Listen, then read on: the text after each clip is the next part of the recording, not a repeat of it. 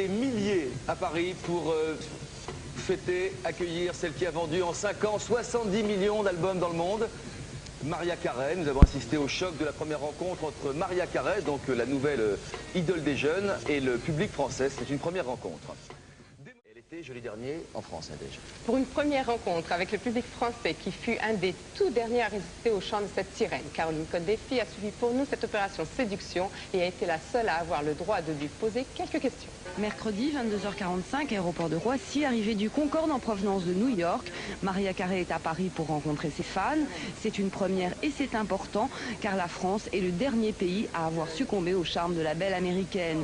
Ici, 1 million de disques vendus pour 70 millions dans le monde. Alors Mariah le traque un peu comme pour un premier rendez-vous amoureux.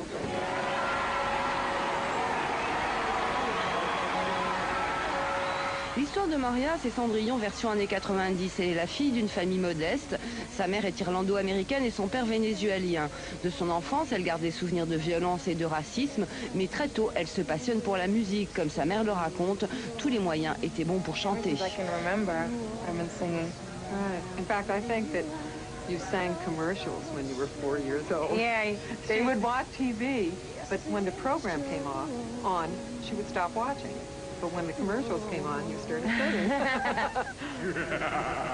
Le reste de l'histoire tient du hasard, de la chance et du culot. En 1988, Maria a 18 ans, elle est choriste. Dans une soirée new-yorkaise, elle donne une cassette de ses chansons à Tommy Mottola, le président des disques Columbia. Quelques jours plus tard, elle est dans son bureau pour signer son premier contrat. Depuis, Maria a fait 6 albums, conquis le monde et épousé Tommy Mottola.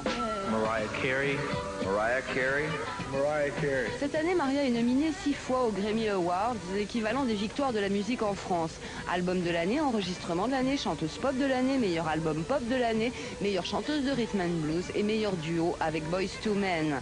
En attendant les Grammy Awards, Maria vient voir ses fans français et elle est inquiète. Pourtant déjà beaucoup de monde devant l'hôtel, mais pas beaucoup de temps pour les photographes. Alors est-ce que Maria aime ce contact physique avec le public?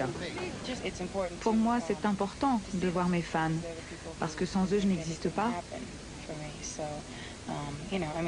Parfois, mes gardes du corps essaient de m'empêcher d'aller près d'eux, de leur parler. Mais je suis une personne normale et j'aime être avec les gens.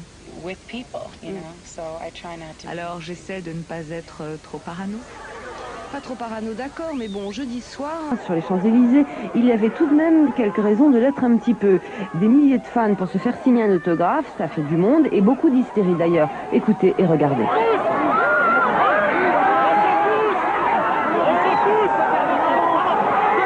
De mémoire de vendeur de Virgin Megastore, on n'avait jamais vu ça, sauf peut-être pour la présentation en exclusivité du dernier clip de Michael Jackson.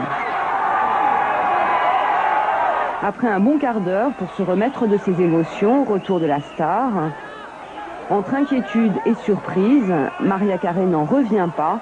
Sa première rencontre avec le public français est un vrai coup de foudre. Les 8000 fans présents sont littéralement sous le charme, certains même jusqu'à l'évanouissement.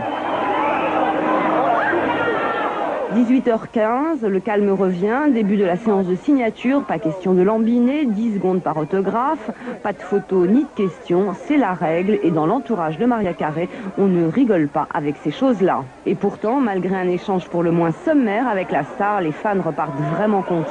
Elle est magnifique, c'est la plus belle et c'est la meilleure, elle est super sympa. On disait qu'elle était pas super en vrai, mais en vrai c'est fantastique. C'est super épique. 20h30, fin des festivités, il ne reste plus à Mariah Carey qu'à retourner à son hôtel. Un exercice difficile car malgré la porte dérobée, le départ ne se fera pas vraiment à la sauvette. Quant aux forces de l'ordre, si elles ne connaissent pas encore la date du retour de Mariah Carey en France, elles travaillent dès aujourd'hui leurs conditions physiques.